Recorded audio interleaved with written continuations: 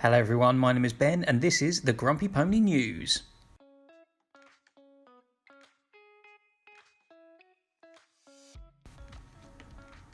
Hello everyone and welcome to the Grumpy Pony News. So this is going to be the first of hopefully many weekly roundups of what's going on as far as the hobby goes, what I'm really excited about, what we can expect in the coming weeks, and also some tinfoil hat moments where I sort of come up with some weird conspiracy theories about stuff and, just get excited about potential things that may or may not happen. But it's always fun just to sort of pretend that we know what we're talking about. So really hope you enjoy. Sit back and have a listen.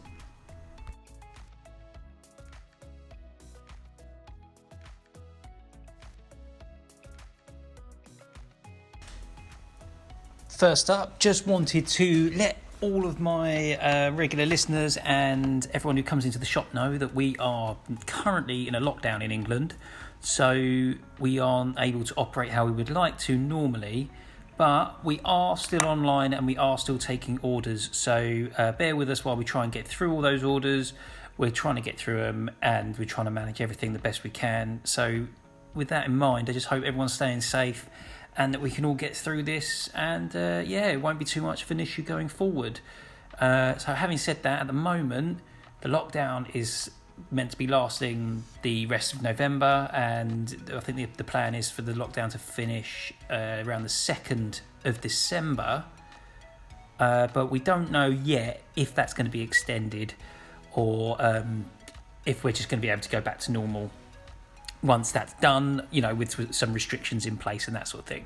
So bear that in mind, but we are still we're still operating as best we can. So hopefully, if you'd like to give us some support and chuck a few orders our way, that'd be really, really appreciated.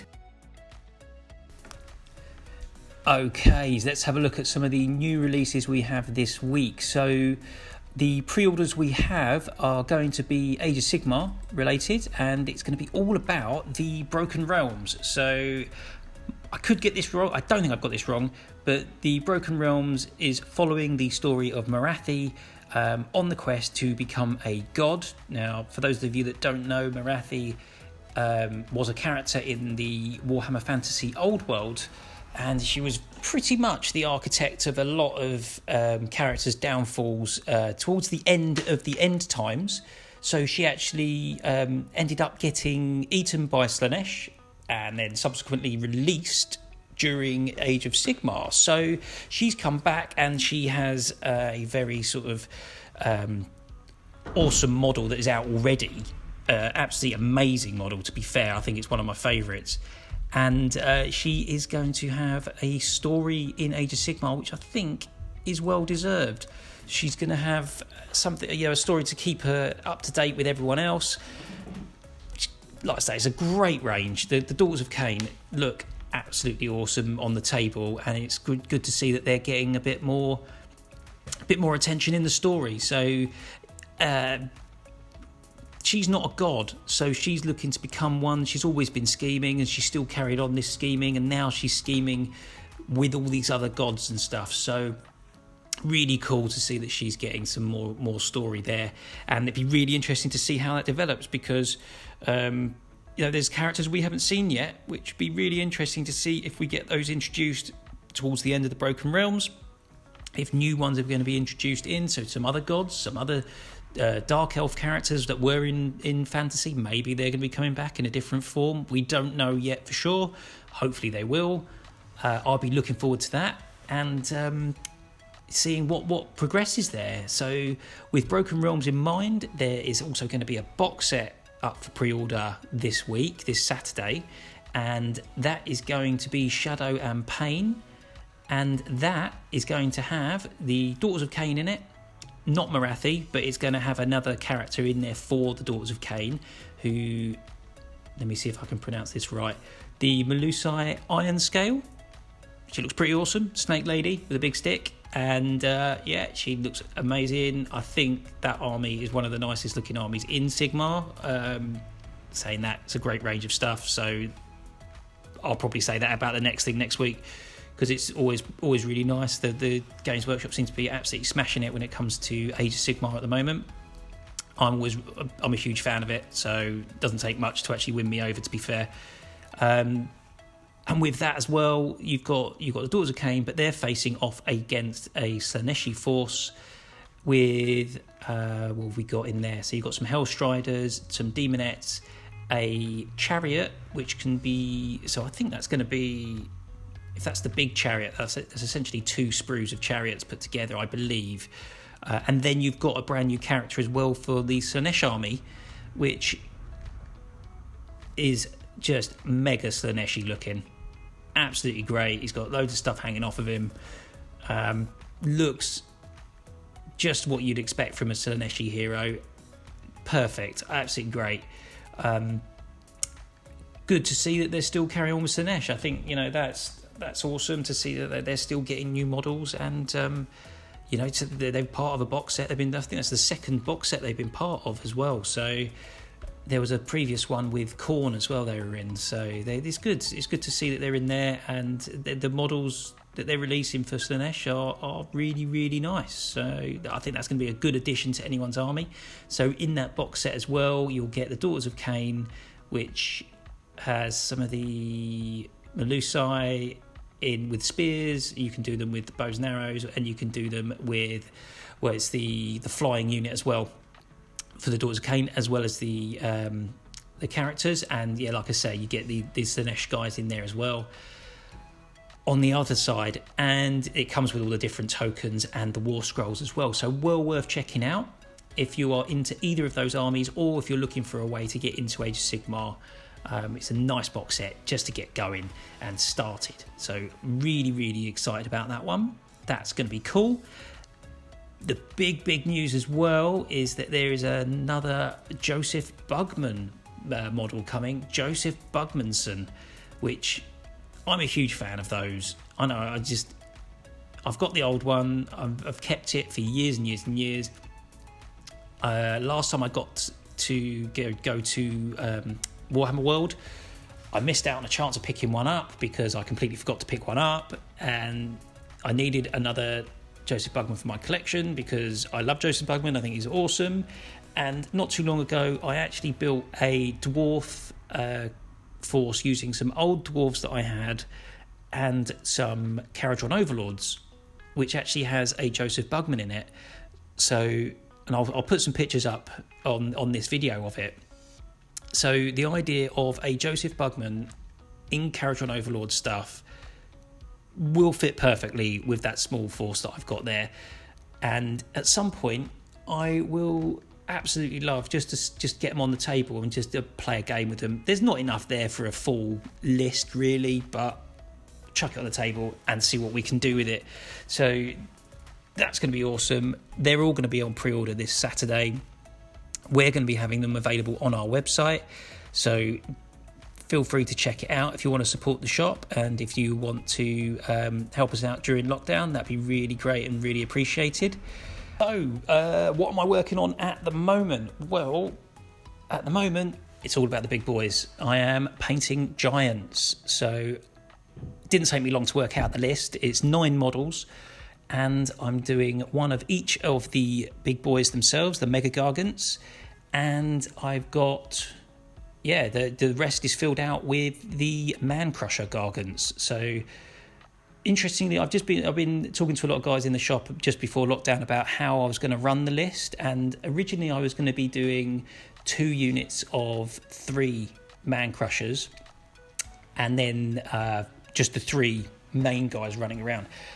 I may not run them like that. I may do 1 unit of 3 and then just 3 individual Man Crushers, just so I've got more giants knocking around and able to take objectives, if I will, because the biggest issue I can see at the moment, not that I'm particularly tournament minded myself, but if I want to take objectives and things, I'm going to be limited on how many I can actually get around.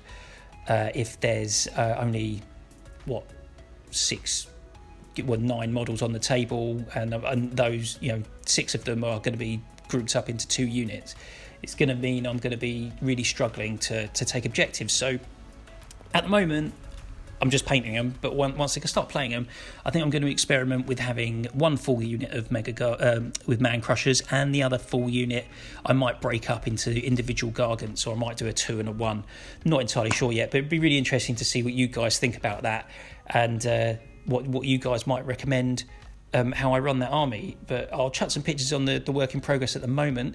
One of the things I wanted to do with this army is try and use all the extra bits that I got from the Mega Gargants on the little guys, and just to try and make them look a bit different. So I've got guys with boats over their shoulders and big shields and things like that, just in an effort to try and make them look a bit different.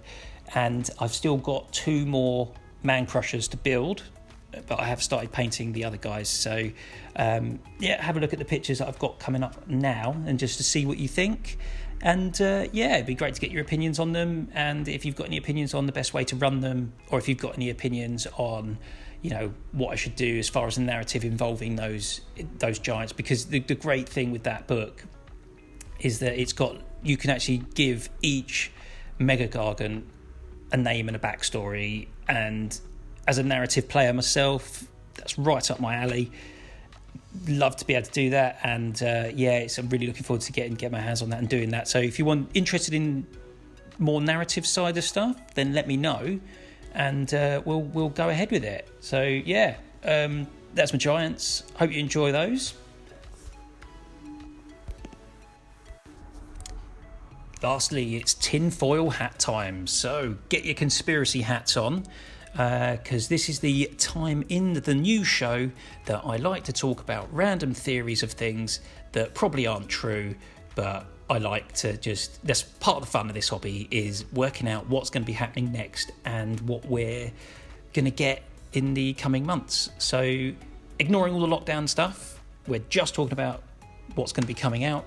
And I've got a big theory that comes out of absolute nowhere, purely because I've been listening to far too many audiobooks, which has given me lots and lots of ideas. And that idea is, it's from a rumour that I heard that I'm probably going to absolutely ruin, but basically someone said to me they think there's going to be a new army coming for 40k, and looking in the rulebook for 40k, there's some pictures in there. Now I'm not going to show those pictures, so if you want to see them, you should grab the rulebook and have a look for yourself. But in the rulebook there are some pictures of some random aliens that don't really seem to fit any of the other factions that exist currently. So the theory was that there's going to be an alien race from those pictures, because at the moment they don't fit, and Games Workshop they have in the past hidden stuff from us in plain sight because they're crafty like that. So I think that they may have done it, and if they have, I have a theory that it might be a little alien race called the Crave. And if anyone knows what the Crave are, they have recently been featured in the Lion L. Johnson Primarch's book. And it's an alien race that Lion L. Johnson is tasked with eradicating completely. And it just follows the whole process. Again, I'm not going to go through the whole story for you, because you should go and read it for yourself, because that's the best way to support and get these books made and stuff. So long and short of it is, Lion L. Johnson is tasked with killing the Crave and wiping them out. Why do I think that they are the new alien race? Well, the picture in question has a very large sort of fungus-looking walker in it, and that walker really, really reminds me of something that comes up in that book. And a lot of the pictures in that little section in the rule book, I'll see if I can flash up the actual page in the rule book. They look like different alien races that have been taken over by something, and the Crave, that is what they do. They infect people's minds and they take them over, and it affects how they look on the outside as well, to a certain degree, when the Crave make themselves visible. So I could be wrong. Like I say, this is the fun thing. I'm just throwing a theory out there. Do you think that the Crave are coming to 40k? Because, you know, if they did, they'd be really cool. They look really cool. They're really psychically powerful. They look like they could be a great addition to 40k. So you know, maybe not, maybe they're not. But if they are, I think that'd be really cool.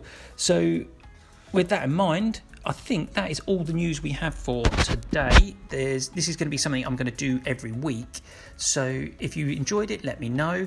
I'm always going to be tweaking things and making things better. So bear with us while we get everything sort of really nailed down and all really slick. So just again, really hope you enjoyed it. We're going to be doing more and more videos on the YouTube channel, what with lockdown and everything. So watch this space for some more videos. And thanks very much for watching.